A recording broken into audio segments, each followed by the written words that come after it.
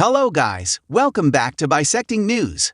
Recently, the Supreme Court asked the center to show how many persons in the armed forces have benefited from one rank, one pension policy.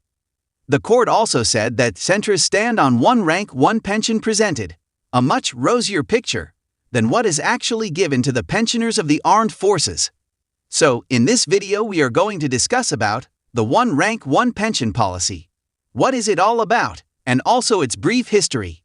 So if you are new to my channel, do subscribe and press the bell icon for latest updates.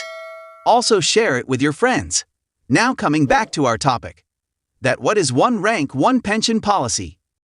One rank, one pension means the payment of the same pension to military officers for the same rank, for the same length of service, irrespective of the date of retirement. Before this, ex-servicemen used to get pensions as per the pay commission's recommendations of the time when they had retired. The justification for one rank, one pension policy is given as follows. Firstly, the military personnel retire much earlier. For example, Jawans retire at 35 to 38, NCOs and JCO at 40 to 45, most officers in early 50s, while civilian employees retire at 60.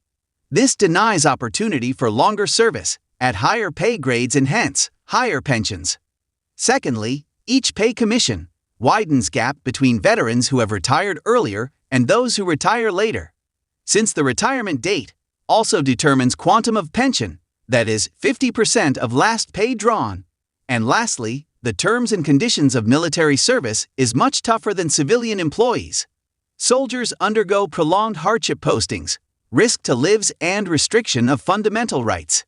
Despite of all these reasons, there are also some problems with this policy.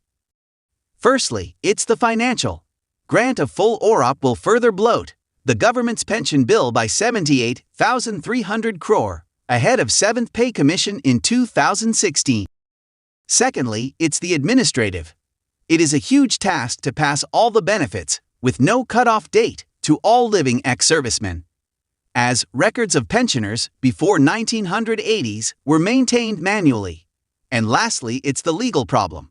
That this policy will lead to similar demands by other government employees, especially the paramilitary forces.